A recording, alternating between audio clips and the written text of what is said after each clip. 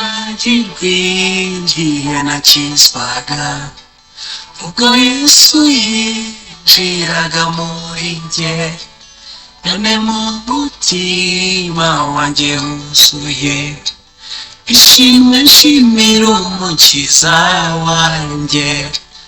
Igitangaza uko nawe gankiza kuntu, igitangaza ye munyabyaha wagakiza, igitangaza uko nawe agakiza kuntu, igitangaza ye munyabyaha wagakiza.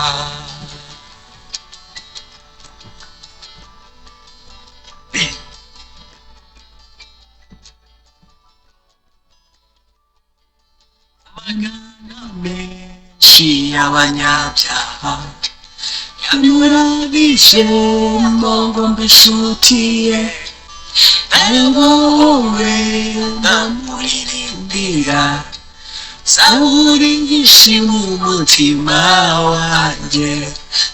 Igitangaza uko nawe agakiza kuntu, igitangaza ye munyabyaha wagakiza. Haleluya, igitangaza uko nawe agakiza kuntu, igitangaza ye munyabyaha wagakiza.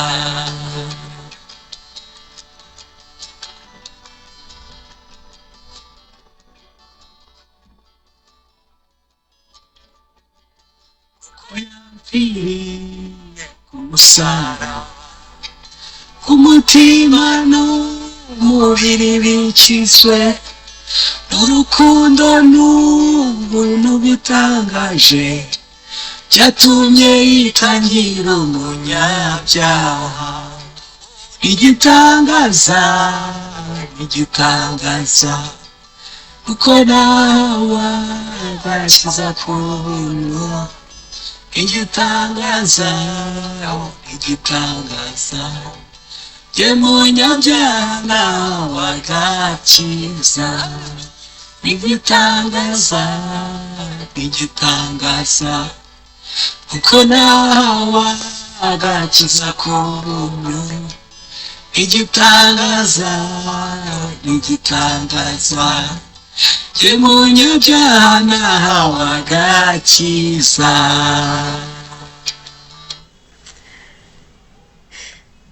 Nongeye kubasuhuza nshuti bakunzi ba Joel Gospel Praise TV, mbahaye ikaze kandi mu kiganiro cy'uno munsi. Bakundwa mu mwami Yesu, dushimye Imana ko itwemereye kuba tugiye kubana nanone kuri uno munsi wa gatatu w'ino minsi 14 twihaye, tugira ngo dusoze umwaka turi muri Kristo Yesu. Bavandimwe, uko biri kose umwami ashimwe ko adufashije. Ntabwo byari byoroshye kubera ko mw'isi tugenda duhura n'ibibazo bikomeye bitandukanye, ariko hagati aho dukwiriye kunesha tugakomera.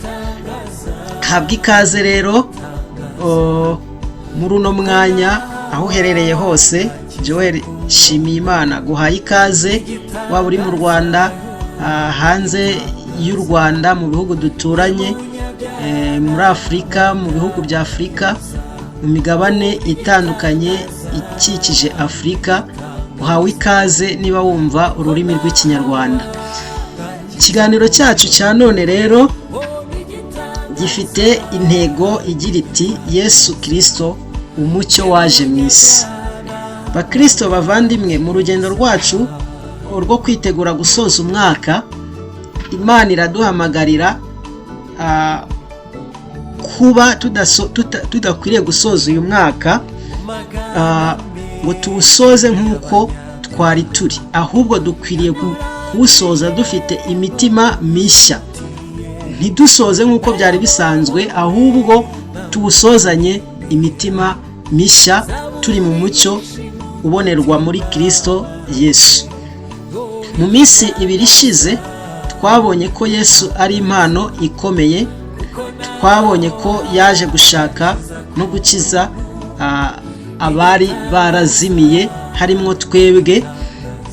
Uyu munsi tugiye kumenya ko Yesu Kristo yaje nk'umucyo wo kudukura mu mwijima. Bavandimwe, iyo tuvuze umwijima muri iki gihe, isi yacu iyobowe n'umwijima ku rwego rukomeye cyane. Hari ingero zigaragaza ko isi yugarijwe n'umwijima, aho kuyoborwa n'umucyo, kandi umucyo ari we Kristo twahawe. Urugero rwa mbere ni uko isi yugarijwe n'umwijima w'icyaha, aho abantu benshi bari gufata ibyaha nk'aho ari ibintu bisanzwe, nk'aho ari uburenganzira bwabo. Ariko Kristo Yesu yaje kugira ngo yirukane uwo mwijima. Umwijima uri kugaragazwa nk'aho ukwiriye kuba uburenganzira bw'abantu. Ibyari icyaha kera, ubu biri gufatwa nk'uburenganzira abantu bakwiriye kugira. Urugero, abantu bari gufata ubusambanyi nk'ubuzima busanzwe, nk'uburenganzira bwabo. Abagabo bari guca inyuma abagore babo bakabazaniraho abandi bagore, icyo twita ubushoreke. Abantu bari kwiyandarika, ibyo byose bakabifata nk'aho ari uburenganzira bwabo busanzwe. Kandi bavandimwe, ijambo ry'Imana ritubwira ko riravuga riti muri Yesaya igice cya 5 umurongo wa 20 hati, bazabona ishyano abita ikibi cyiza, icyiza bakacyita ikibi. Umwijima bawushyira mu cyimbo cy'umucyo, n'umucyo bakawushyira mu cyimbo cy'umwijima. Ibisharira babishyira mu cyimbo cy'ibiryohereye, n'ibiryohereye bakabishyira mu cyimbo cy'ibisharira. Abantu bameze batyo bakwiriye, ijambo ry'Imana ritubwira ko bazacirwaho iteka. Bavandimwe, urwo rwari urugero rwa mbere tubonye rugaragaza ko umwijima uyoboye isi yacu. Hari urundi rugero mfite, umwijima muri iki gihe uyoboye isi. Abantu bugarijwe n'umwijima wo kutamenya Imana. Abantu benshi bavuga Imana ariko ntibayizi, barasenga ariko ntibubaha Imana. Umuhanuzi Hoseya igice cya 4 umurongo wa 6 niho yavuze ati, cyangwa se Imana yavuze iti, ubwoko bwanjye burimbuwe buzize kutagira ubwenge. Nshuti mukundwa, Imana iragukunda, yohereje Kristo kugira ngo agukure mu mwijima. Kutamenya Imana ni umwijima uhoraho. Urundi rugero, umwijima wugarije abantu bugarijwe n'umwijima w'ibinyoma n'inyigisho zipfuye. Hari inyigisho zivuga Yesu ariko zikamuhisha, ntizimuhishure ngo zimugaragaze, zigaragaza icyamuzanye n'intego ye n'icyo yifuza ku bantu. Abantu bugarijwe n'inyigisho zivuga icyaha ariko zitagaragaza inzira zo kwirinda icyo cyaha. Urwandiko rwa 2 rwa Timoteyo igice cya 4 umurongo wa 3 kugeza ku wa 5 haravuga ngo, kuko igihe kizaza batazihanganira inyigisho nzima, ahubwo kuko amatwi yabo azaba barya yifuza kumva ibibanezeza, bazigwiriza abigisha bahuje n'irari ryabo, kandi baziziba amatwi ngo batumva ukuri, bazayoba bakurikira imigambi y'ibinyoma. Ariko weho wirinde muri byose, wemere kurengana, ukore umurimo w'ubuvugabutumwa bwiza, usohoze umurimo wawe wo kugabura iby'Imana.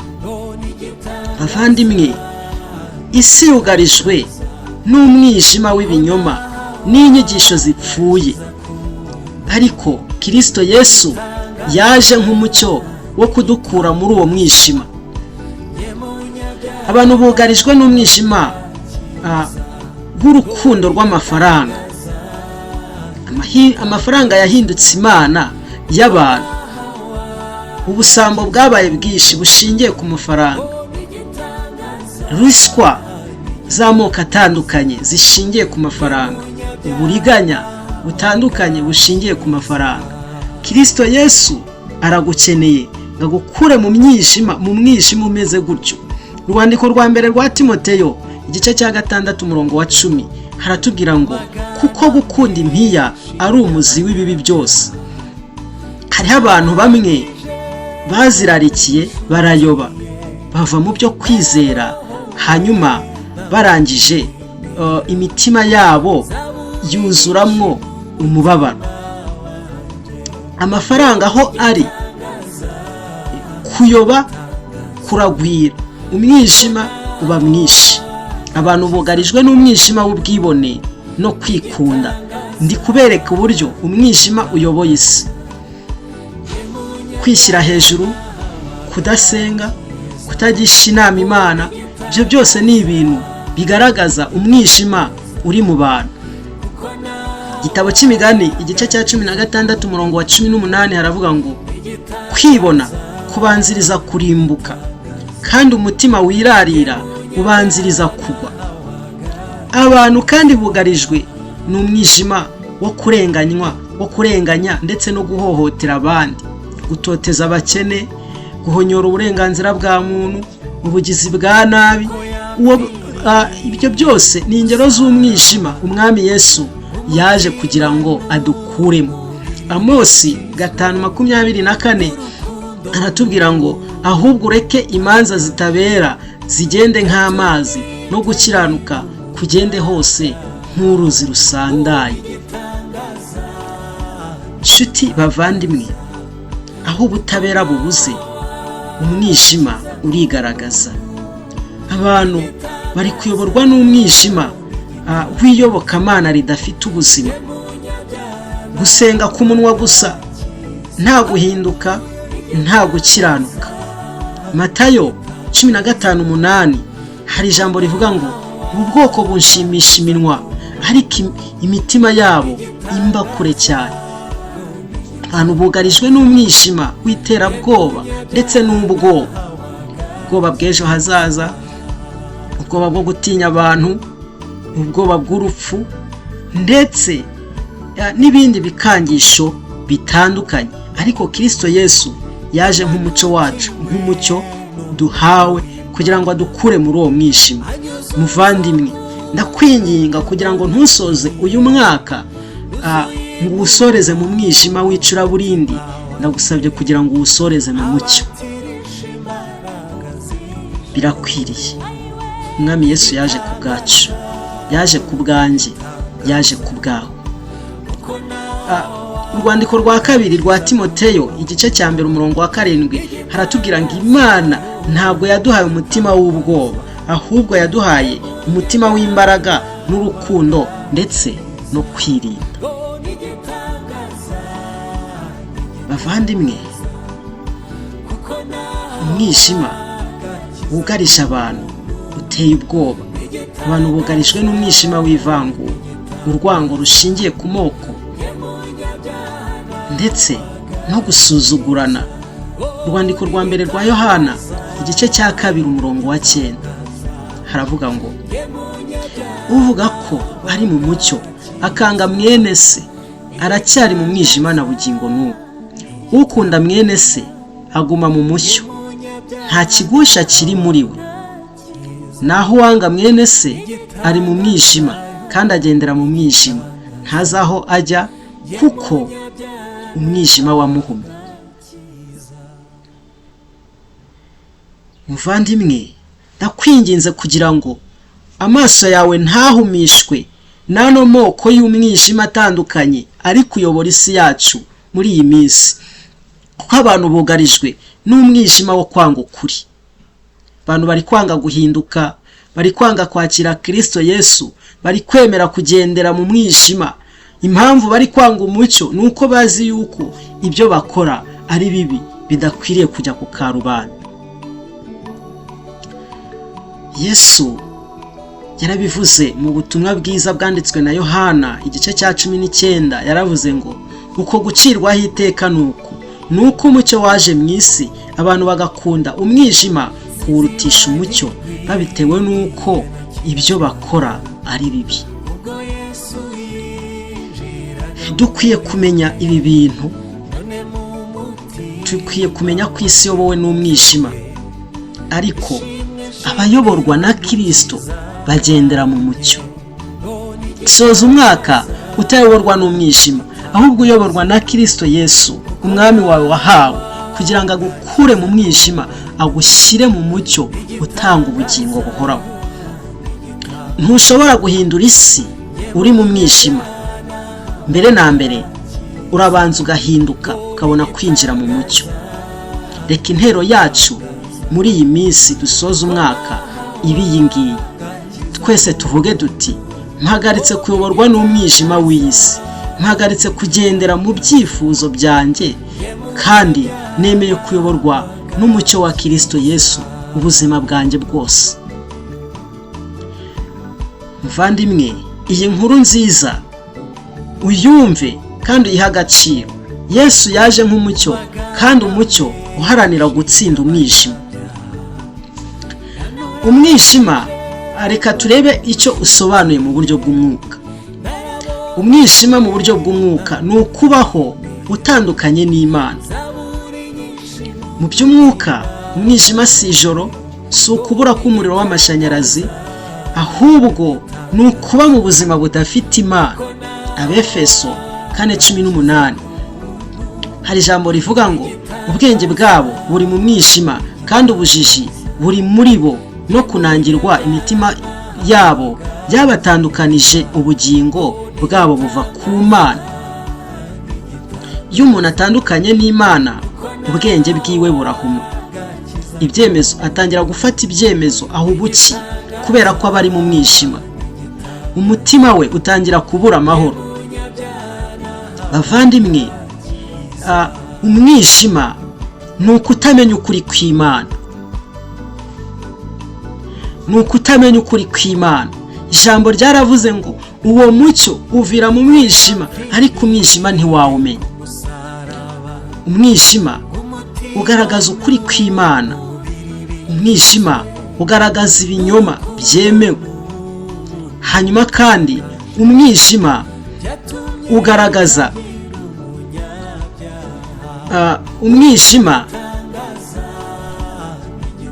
Bavandimwe, nje kubamenyesha yuko umwijima ari ingoma y'icyaha, ariko ndakwinginze kugira ngo wemerere umucyo twahawe ari wo Kristo Yesu kugira ngo akuyobore. Abaroma igice cya 1 umurongo wa 21 haratubwira hati, kuko ubwo bamenye Imana batayubahirije nk'Imana, habe no kuyishima, ahubwo bahinduka abibwira ibitagira umumaro, maze imitima yabo y'ibirimarima ikurira mu mwijima. Reka umutima wawe ntukurire mu mwijima ngo uhinduke ikirimarima, kubera ko wahawe Kristo ngo agukure mu byaha. Wamuhawe nk'umucyo ukwiriye kukuyobora. Nshuti bakundwa, muri iyi minsi turi gusoza umwaka, ukwiriye kugira umucyo, kuko kugendera mu mwijima bitera kuyoba. Kugendera mu mwijima bigutera gufata ibyemezo nk'iby'isi, bigutera kuyoborwa n'umubiri wawe, kandi Kristo waramuhawe kugira ngo akuyobore mu buryo bwose. Umwami Yesu aragukunda, yaje kwemera gutanga ubugingo bwe ku bwawe kugira ngo akuyobore, agukure muri uwo mwijima, utangire kugenda uyobowe n'umucyo ari wo Kristo Yesu. Haleluya.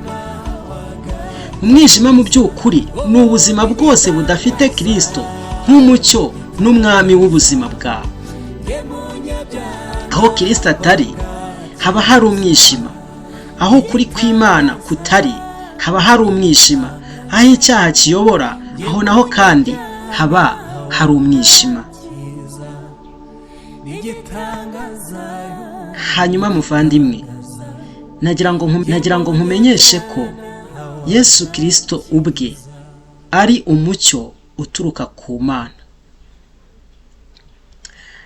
Yohana 1:4-5 hari amagambo avuga ngo muri we harimo ubugingo, kandi ubwo bugingo nibwo mucyo w'abantu. Uyu Yesu ni umucyo uturuka ku Mana. Yesu ntabwo ari umucyo w'ubwenge bw'abantu, si umucyo w'umuco, ahubwo ni umucyo uturuka ku Mana ubwayo. Ni umucyo utanga ubuzima, ni umucyo utanga icyerekezo. Yohana 1:9 haravuga ngo uwo mucyo niwo mucyo nyakuri, kandi ubwo nibwo yatangiraga kuza mu isi ngo amurikire umuntu wese. Yesu yaje kugira ngo amurikire umuntu wese ugendera mu mwijima. Muvandimwe, nyemerera usoze umwaka wemera kuyoborwa n'umucyo, wemere kuyoborwa na Kristo. Umucyo wa Yesu werekana icyaha, ugaragaza ukuri. Umucyo wa Yesu wirukana ibinyoma, utanga icyizere cy'ubuzima.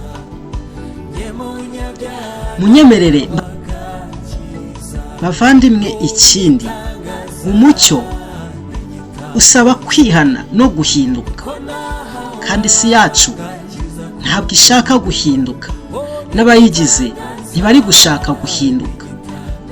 Ariko ijambo ry'Imana mu byakozwe n'intumwa riratubwira riti, nuko mwihane muhindukire, ibyaha byanyu bihanagurwe, ngo iminsi yanyu ibone guhemburwa uko iza ituruka ku Mana.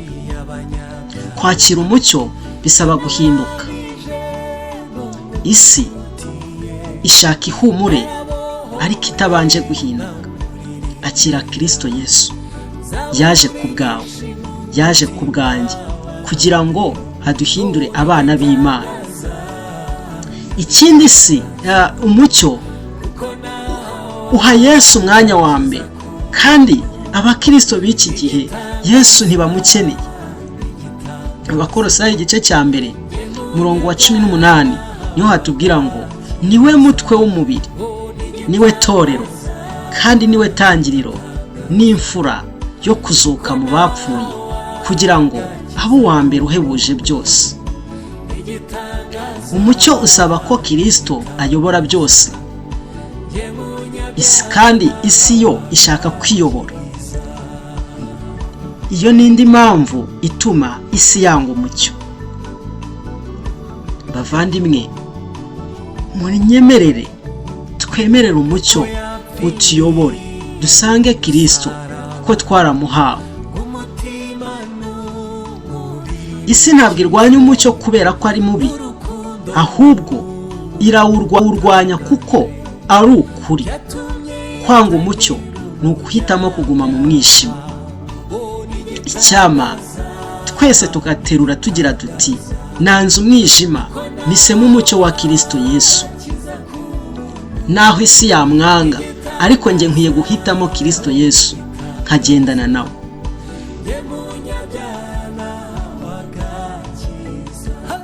Bavandimwe, nagira ngo mbamenyeshe ko kugendera mu mucyo si ijambo gusa, ahubwo ni n'ubuzima.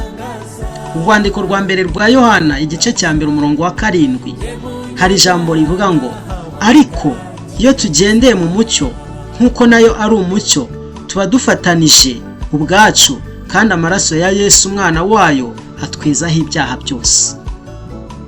Kugendera mu mucyo bisobanuye kwemera ukuri kw'Imana, kureka kwihisha inyuma y'ibinyoma. Bisobanuye kwicisha bugufi imbere y'Imana, kwemera guhindurwa. Kugendera mu mucyo wa Kristo ni ukwatura ibyaha, ni ukwemera gukosorwa, ni uguhitamo ubuzima buboneye bwo kwizera Kristo umwana w'Imana. Bavandimwe, tugiye gusoza umwaka ugiye kurangira, ariko hari ibyaha byinshi byugarije abantu biri gutuma bagendera mu mucyo mu mwijima. Hari amaganya menshi ari mu mitima y'abantu ari gutuma bagendera mu mwijima. Hari ibyemezo abantu bari gufatira mu mwijima, ariko Imana iravuga iti haguruka umurike kuko umucyo wawe uje, kandi ubwiza bw'Uwiteka bukaba bukurasiye. Muri Yesaya 60:1 niko hatubwira.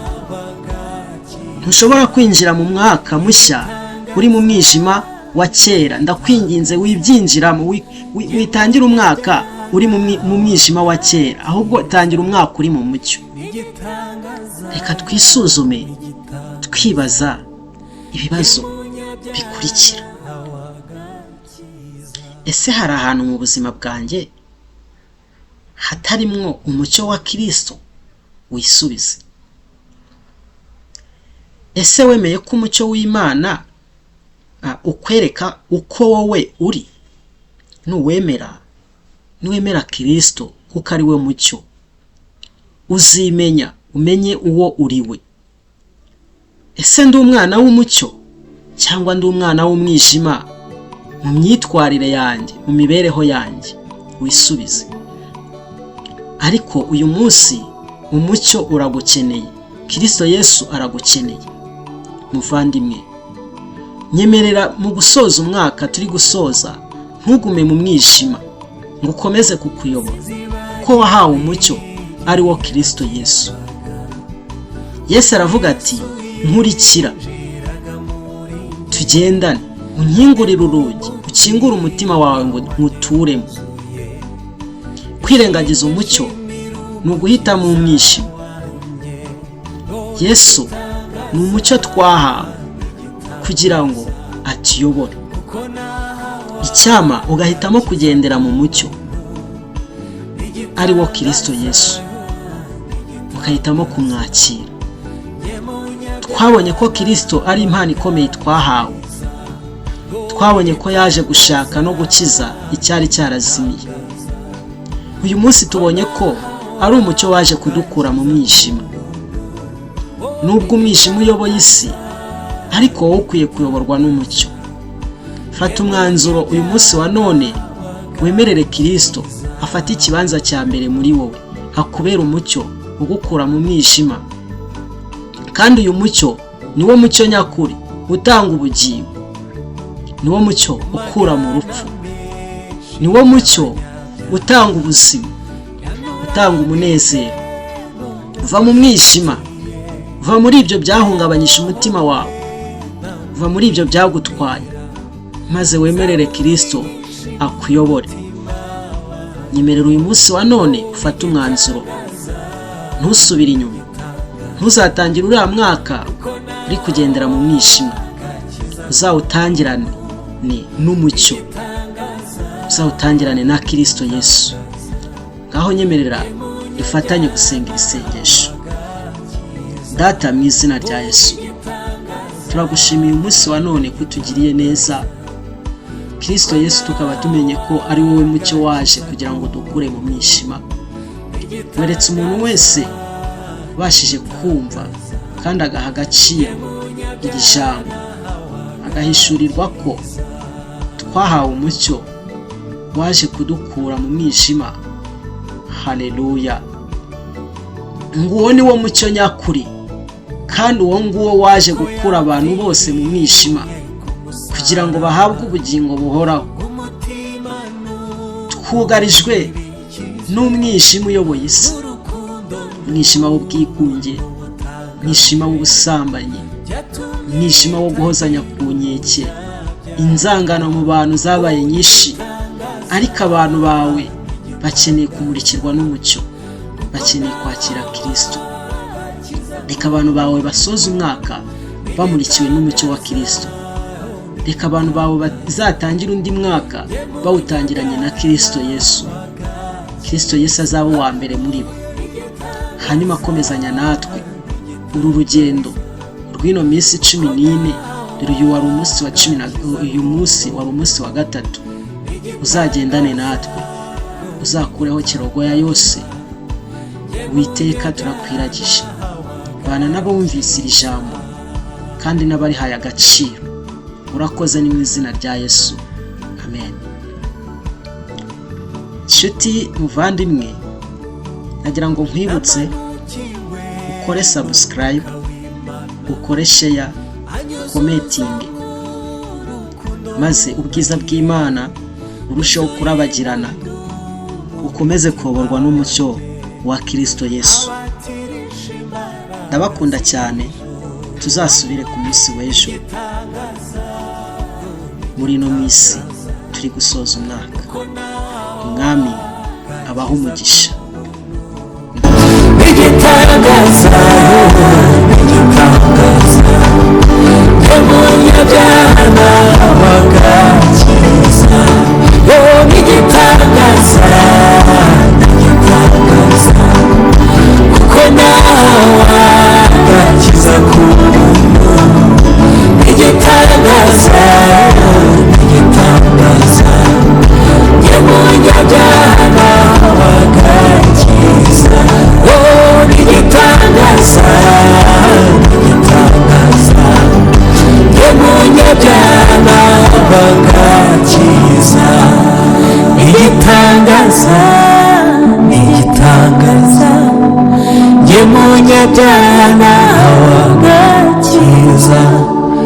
Igitangaza, igitangaza, umunyabyaha wagakiza.